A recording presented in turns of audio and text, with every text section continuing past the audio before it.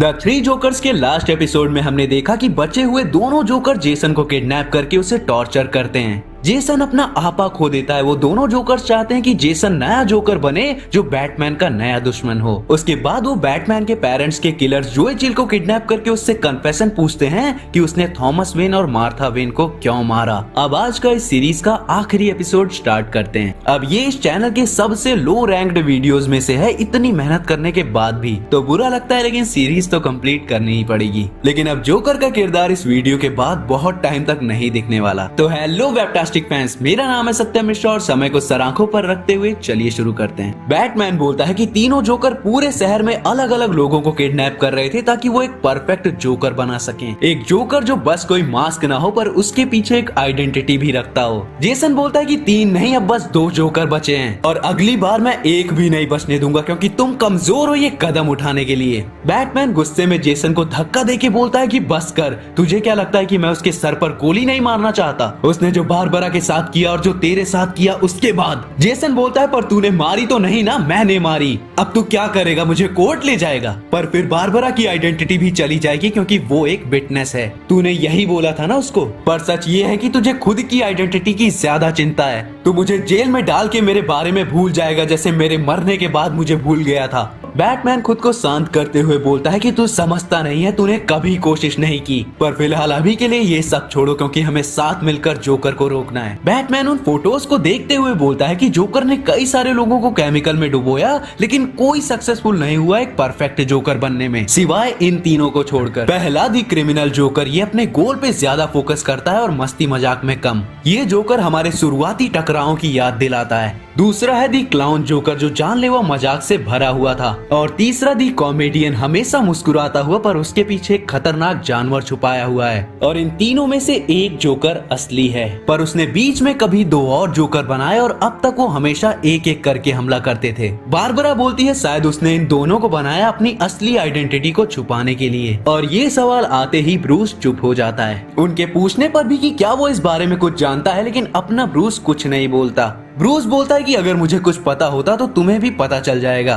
फिर जब बैटमैन को पता चलता है कि वो लोग जोए चिल को ले गए हैं तो वो उसके सेल में जाता है और वहाँ उसे किताबों के बीच कुछ लेटर्स मिलते हैं। सारे के सारे लेटर्स ब्रूस वेन के नाम पर थे। जेल के बाहर जेसन रेग्रेट में बोलता है कि बारबरा मुझसे बहुत बड़ी गलती हो गई और मैं ये दोबारा नहीं करूंगा। बारबरा बोलती है कि करना भी मत क्योंकि अगली बार मैं अपना मास्क उतारने से भी पीछे नहीं हटूंगी। बैटमैन जेलर से उन लेटर्स के बारे में पूछता है तो वो बताता है कि जोए चिल पढ़ा लिखा तो नहीं था, लेकिन उसने जो कुछ भी यहाँ पर सीखा वो बार बार कोशिश कर रहा था कि वो ब्रूस वेन से माफी मांग ले और इसीलिए वो ये माफी पत्र लिख रहा था। वो अपने गुनाहों को नकार नहीं रहा था, लेकिन वो कोशिश कर रहा था खुद को समझने की। तभी बैटमैन को उन लेटर्स के बीच एक और लेटर मिलता है बैटमैन के नाम से, जिस पर जोरो की मूवी की टिकट्स थी और वो सब जल्दी से थिएटर पहुंच जाते हैं। बैटमैन सामने के रास्ते से जाता है, वहीं बैटगर्ल और जेसन छुपकर। जैसे ही वो सिनेमा के अंदर पहुंचता है लाइट्स चालू हो जाती है और स्क्रीन पर थे जोकर और जोए चिल। कॉमेडियन जोकर बोलता है कि मिस्टर चिल,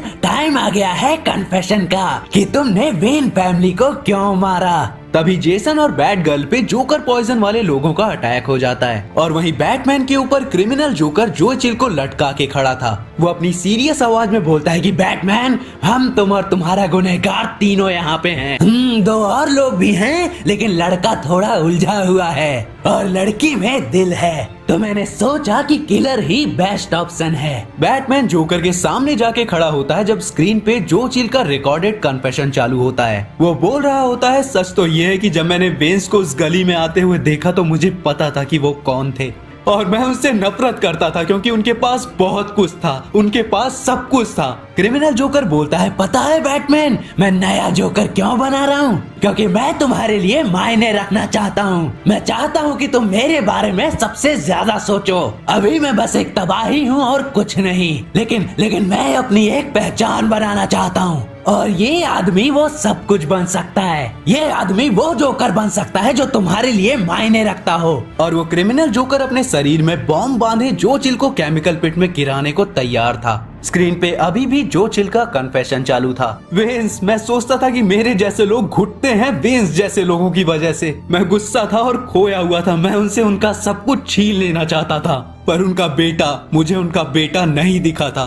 तब तक नहीं जब तक बहुत देर हो चुकी थी। इधर जेसन पर कॉमेडियन जोकर गोली चला देता है तो बैट गर्ल उससे और बैटमैन क्रिमिनल जोकर से लड़ रहा था। जो चिल की आवाज बैकग्राउंड में चिल्ला रही थी। जब तक मुझे एहसास हुआ तब तक गोलियां चल चुकी थी। मुझे बाद में पता चला कि बेंस कौन थे। ये वो लोग थे जो गौथम की मदद करने के लिए सब कुछ कर रहे थे। वो अच्छे लोग थे और मैंने उनके बेटे से उन्हें छीन लिया। इतने सालों से मुझे समझ नहीं आया कि उससे कैसे बताऊं कि मैं माफी चाहता हूँ। इधर लाइटर केमिकल में गिरने से पूरी बिल्डिंग जलने लग जाती है। कॉमेडियन जोकर भाग जाता है लेकिन बैटमैन जो चिल को बचाते हुए जोकर को बिल्डिंग से बाहर फेंक देता है। जो चिल बोलता है क्या तुम मुझे मारने वाले हो? बैटमैन बोलता है कि नहीं, लेकिन चिल बोलता है कि पर मैं मरना डिजर्व करता हूँ, मुझे माफ कर देना और शुक्रिया मेरी जान बचाने के लिए। क्रिमिनल जोकर उठ खड़ा होता है और बोलता है कि ओह, मैं चाहता था कि ये खेल और लंबा चले लेकिन अब सब मरेंगे। और एक गोली की आवाज आती है। कॉमेडियन जोकर एक स्माइल के साथ क्रिमिनल जोकर को मार देता है और बोलता है कि अब फिर से एक ही रह गया और वो मैं हूँ बैट्सी। चलो झूला खत्म हो गया, अब उतर जाते हैं। और वो हंसते हंसते हाथ खड़े कर देता है गिरफ्तार होने के लिए। बैट गर्ल रेड हुड को समझाती है कि क्यों बैटमैन उसे वापस गिरफ्तार कर रहा है और वो वहाँ से चला जाता है। कमिश्नर गॉर्डन वहाँ आके बोलते हैं कि बैट गर्ल जोकर से लड़ना आसान नहीं है और मैं तुम्हारा सपोर्ट करता हूँ जितना बैटमैन का करता हूँ, लेकिन रेड हुड के साथ मिलना जुलना ठीक नहीं है।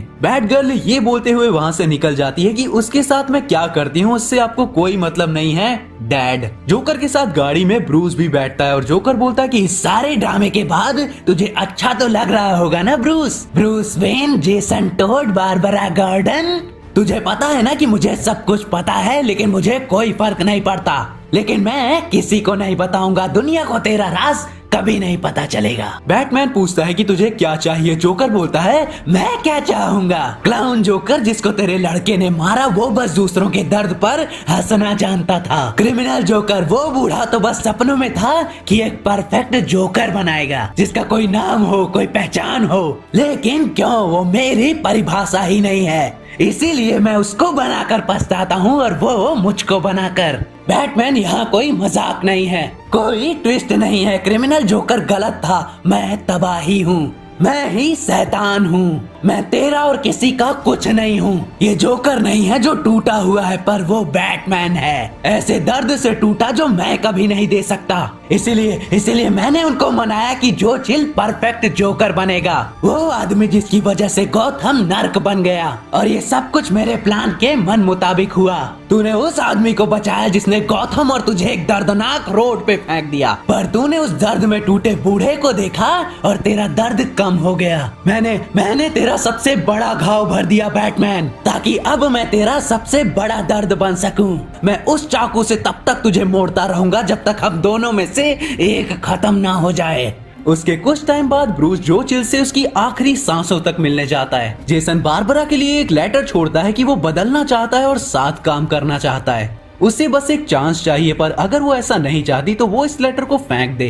पर उसे बारबरा का जवाब कभी मिलेगा ही नहीं, क्योंकि वो लेटर गिर के सफाई वाले के साथ कचरे में चला जाता है। इधर अल्फ्रेड कहता है कि इतनी नफरत एक ऐसे आदमी से जिसे हम जानते भी नहीं, क्या कभी पता भी चलेगा कि वो आखिर है कौन? बैटमैन बोलता है कि लोगों को लगेगा कि मैं ये ज्यादा बोलता हूँ, लेकिन आई एम बैटमैन। अल्फ्रेड चौंक जाता है तो ब्रूस बताता है कि मुझे पता है कि वो कौन है, पर दुनिया को ये कभी पता नहीं चलेगा कि उसका असली नाम क्या है, वरना उसका परिवार कभी सेफ नहीं रहेगा। और जोकर का नाम कभी मायने रखता भी नहीं था। तो गाइस, तो कॉमेडियन जोकर की फैमिली कहाँ से आई? तो तुम लोगों को बता दूं कि ये स्टोरी किलिंग जोक वाली जोकर ओरिजिन को फॉलो करती है और उस कहानी पर भी मैं वीडियो बना चुका हूँ, तो आई बटन पे क्लिक करके आप वो वीडियो भी देख सकते हो। बाकी इन तीनों जोकर में से कौन असली था, वो कॉमेडियन जोकर पे सबसे ज्यादा डाउट था, पर ये तीनों ही जोकर कॉमिक्स में जोकर के अलग अलग एरा को रिप्रेजेंट करते हैं। तो देखा जाए तो ये तीनों ही असली जोकर हैं।